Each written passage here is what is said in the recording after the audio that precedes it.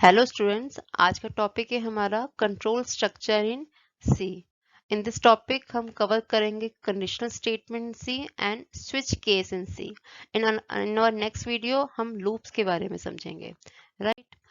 In a program there is multiple statement. अभी तक जितने भी प्रोग्राम हमने बनाए हैं मल्टीपल स्टेटमेंट हमने बनाए हैं, और in general statement are executed in sequentially, मतलब एक स्टेटमेंट के बाद दूसरा स्टेटमेंट स्टेप बाय स्टेप क्या करता है, एग्जीक्यूट करता है। But if you want to particular statement execute only if condition is satisfied, अगर हम कोई टेस्ट कंडीशन लगाते हैं और वो स्टेटमेंट अगर सेटिस्फाई करता है तभी हमें वो स्टेटमेंट रन करनी है। For that you should define a control flow of statement, मतलब आप फ्लो को, हर स्टेटमेंट के फ्लो को कंट्रोल कर रहे हो with some condition.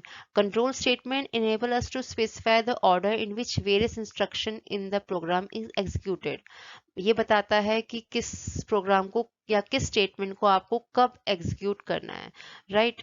जैसे हम कह रहे हैं in the program there are control statement कौन कौन से हैं, if else statement, go to statement, switch statement and loop statement, right.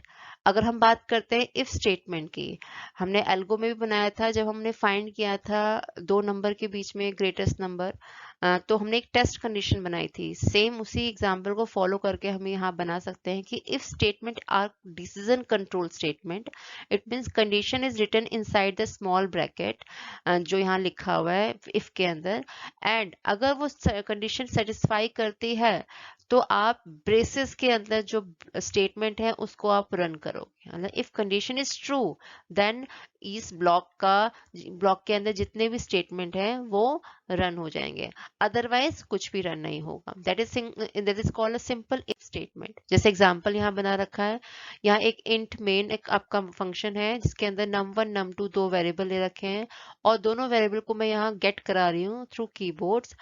If num is double equal to num2, दोनों num1 num2 इक्वल हैं तो नंबर आर इक्वल, अदरवाइज आपका normally without any output आपका execute हो जाएगा ये number. Suppose अगर हम यहाँ लेते हैं रिटर्न फॉर्म में, अगर मैं लेती हूँ कि num1 की वैल्यू मैं कुछ रख लेती हूँ, num1 की वैल्यू 4 रखती हूँ एंड num2 की वैल्यू भी 4 रखती हूँ, देन आउटपुट क्या आएगा, आउटपुट आएगा प्रिंट नंबर आर इक्वल। अगर सपोज मैंने num1 num2 की वैल्यू डिफरेंट रख दी है तो आपका एल्स पार्ट में तो आपने कुछ लिखा ही नहीं है, तो if num1 is equal to num2 तभी ये ब्लॉक के अंदर वाला स्टेटमेंट रन करेगा, अदरवाइज कोई भी स्टेटमेंट वो रन नहीं करेगा। जैसे यहाँ पर आपका डायग्राम के फॉर्म में, फ्लो चार्ट के फॉर्म में दिखा रखा है, कंडीशन ट्रू होगी स्टेटमेंट वन करेगा, फॉल्स होगी तो वो नेक्स्ट स्टेटमेंट की तरफ चलेगा, कुछ भी एग्जीक्यूट नहीं करेगा। इफ एल्स स्टेटमेंट क्या होती है, if and else statement in which if condition is true then block के अंदर जो स्टेटमेंट होती है वो रन करती है inside. If the execution otherwise block statement inside the L's will execute, जो ब्लॉक स्टेटमेंट एल्स की है वो एग्जीक्यूट करती है। तो इसे हम ये फॉर्म में ले लेते हैं कि अगर ये कंडीशन हमारी ट्रू होती है, इट मीन्स ये कंडीशन ट्रू है तो this is the true part, and if condition false तो this is the false part. True या फॉल्स में से कोई एक पार्ट को उसे एग्जीक्यूट करना ही पड़ता है, ठीक है। जैसे एग्जांपल में कंट्रोल फ्लो के अंदर हम देखा है कि ट्रू कंडीशन है तो इट मीन्स आपका स्टेटमेंट वन रन कर रहा है, राइट। अगर कंडीशन फॉल्स है तो वो स्टेटमेंट टू रन कर रहा है, राइट। एग्जाम्पल ले लेते हैं, सेम वही एग्जाम्पल जो हमने फॉलो किया था कि हमने दो नंबर ले लिए हैं। अगर num1 इक्वल टू num2 है तो number are equal, else number are not equal. Obviously अगर नंबर इक्वल नहीं है तो नॉट इक्वल होगा, तो अगर कंडीशन ट्रू होती है तो ये एग्जीक्यूट करेंगे, अगर कंडीशन फॉल्स होती है तो ये आपका एग्जीक्यूट होगा, राइट। नेक्स्ट स्टेटमेंट आती है आपकी, that is called our nested if else. It means nested मतलब एक इफ कंडीशन के अंदर एक और हम इफ कंडीशन डाल रहे हैं, that is called nested if else condition. जैसे यहाँ आप देख रहे हो कि if this condition one is true, ये ट्रू है तो इट मीन्स इसका ब्रेसेस ये है आपके सामने, तो ये आप यहाँ एंटर कर रहे हो, एल्स अगर नहीं है तो आप फॉल्स में एंटर कर रहे हो। फर्स्ट ऑफ ऑल आप ये समझिए जो हम ऑलरेडी इफ एल्स कंडीशन में समझ चुके हैं। अब नेस्टेड का मतलब है ये कंडीशन अगर ट्रू होती है, inside this another if condition is ready for you. एक और इफ कंडीशन है, अगर ये कंडीशन ट्रू होती है स्टेटमेंट 1 रन करेगा, अदरवाइज स्टेटमेंट 2 रन करेगा। It means at the end आपका एक ही स्टेटमेंट रन करेगा जो फाइनली आपका ट्रू होगा, राइट। तो इट मीन्स अगर ये कंडीशन ट्रू है तो वो इनर कंडीशन को चेक करेगा दोबारा। If this condition is true तो इसे रन करेगा, अदरवाइज इसे रन करेगा। सपोज ये कंडीशन ट्रू नहीं है, फॉल्स है, तो वो फॉल्स वाले कंडीशन में जाएगा। फॉल्स के कंडीशन में again it ask condition 3 is true और फॉल्स। अगर ट्रू होगा तो इसे रन करेगा, फॉल्स होगा तो इसे रन करेगा। विद एग्जांपल हम इसे समझा देते हैं कि हमने सपोज क्या किया है, we just declare marks 1, marks 2 and marks 3। This is a marks 2, ठीक है, एंड हाईएस्ट 4 वेरिएबल ले लिए हमने और उन्हें मैंने गेट करा लिया 3 मार्क्स को।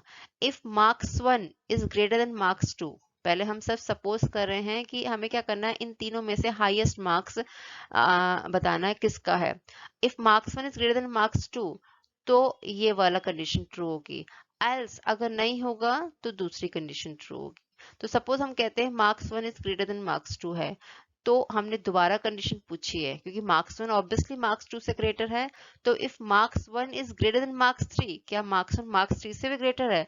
अगर ये ट्रू होगा तो हाईएस्ट के अंदर मैंने मार्क्स 1 डाल दिया, अदरवाइज हाईएस्ट के अंदर मैंने मार्क्स 2 डाल दिया है। इसे हम एग्जाम्पल के फॉर्म में ले लेते हैं। सपोज M1 मैंने 7 दिया है, M2 मैंने 4 दिया है एंड M3 मैंने 9 दिया है, राइट। अब पहली कंडीशन M1 मतलब 7 is greater then 4, 7 greater than 4 है, यस ट्रू है, तो इट मीन्स हम एंटर कर गए अंदर। फिर ये दोबारा पूछ रहा है कि 7 आपका ग्रेटर देन M3 है, M3 क्या 9 है, 9 है, इसमें हमारी कंडीशन फॉल्स हो गई तो हम ट्रू में नहीं जाएंगे, इट मीन्स फॉल्स में जाएंगे। तो हाईएस्ट वैल्यू क्या आ जाएगी, हाईएस्ट के वैल्यू के अंदर कौन सी वैल्यू आ जाएगी, 9 आ जाएगी, राइट। तो इट मीन्स हम फॉल्स में पहुंचे ही नहीं है। सपोज हम क्या कहते हैं, M2 को हम 14 ले लेते हैं, राइट। M2 को हम सपोज कर लेते हैं 14। तो पहली कंडीशन में गए हम, यहाँ पर कंडीशन बनाई, दूसरी कंडीशन यहाँ पर बनाई हमने कि M1 is greater then M2, क्या M1 7 है, ग्रेटर देन 14 है, फॉल्स है, तो हम कहाँ जंप करेंगे, सीधा यहाँ फॉल्स में जंप करेंगे, इट मीन्स यहाँ जंप करेंगे। It means again marks 2 is greater than marks 3, तो मार्क्स 2 क्या है हमारा 14 है, यहाँ पर क्या है 14 है। तो अब यहाँ पूछेंगे क्या 14 इज ग्रेटर देन 9, क्या ग्रेटर है, तो यस ग्रेटर है, तो इसकी कंडीशन नेक्स्ट पेज में है, ये वाली कंडीशन आपकी ट्रू हो गई, ये वाली कंडीशन आपकी क्या होगी, फॉल्स होगी, ठीक है, क्योंकि ये पूरा फॉल्स मैटर में जा रहा है, ठीक है। तो यहाँ पर आपकी जो कंडीशन पीछे हमने देखी थी कि जो मार्क्स आपका 14 जो है दैट इज ग्रेटर देन 9 है, इट मीन्स आपका ये वैल्यू 14 ग्रेटर देन 9 है, yes it is true, it means आपका ट्रू कंडीशन आपका रन करेगा। इट मीन्स हाईएस्ट वैल्यू अब क्या हो जाएगी, हाईएस्ट वैल्यू हो जाएगी अब 14। एंड फाइनली ब्रेसेस से बाहर आके आप क्या करोगे, हाईएस्ट वैल्यू को प्रिंट कर दोगे, then in this time highest value आपकी 14 प्रिंट हो जाएगी। सेम यहाँ पर एग्जांपल में हमने 30, 40, 50 यहाँ पर ले रखा है एंड हाईएस्ट वैल्यू कौन सी है इसकी, 50 है, जो फाइनली हमारी प्रिंट हुई है। नेक्स्ट आपका आता है else if ladder. Else if ladder क्या होता है, मतलब आप हर कंडीशन के बाद अगर ये condition, this type of nested is if else statement very easy, सब बहुत ज्यादा इजी होती है as compare to last one, because इसमें क्या करता है इन स्टेटमेंट में कि if this condition is true तो स्टेटमेंट ए रन करेंगे, एल्स अगर ये स्टेटमेंट ट्रू नहीं है तो एल्स दोबारा से कंडीशन पूछेंगे कि if this condition is true then statement 1 be run करेगा, एल्स अगर ये भी कंडीशन ट्रू नहीं है तो तीसरी कंडीशन में जाएंगे, एल्स चौथी कंडीशन में जाएंगे। It is a ladder type, मतलब सीढ़ियां बन जाती इफ एल्स कंडीशन की, जो कि कौन सी कंडीशन इसमें से ट्रू होती है उस कंडीशन का स्टेटमेंट आपको एग्जीक्यूट करना होता है। मतलब इफ एल्स कंडीशन में कोई एक ही स्टेटमेंट आपके क्या करती है, एग्जीक्यूट करती है। सपोज अगर हम देखा जाए फ्लो चार्ट के कंडीशन के फॉर्म में, कंडीशन 1 अगर ये ट्रू है तो डेफिनेटली स्टार्ट ए, मतलब स्टेटमेंट ए रन करी है। अगर ये फॉल्स है तो हमने एल्स कंडीशन में गए हैं एंड कंडीशन 2 टेस्ट करी है।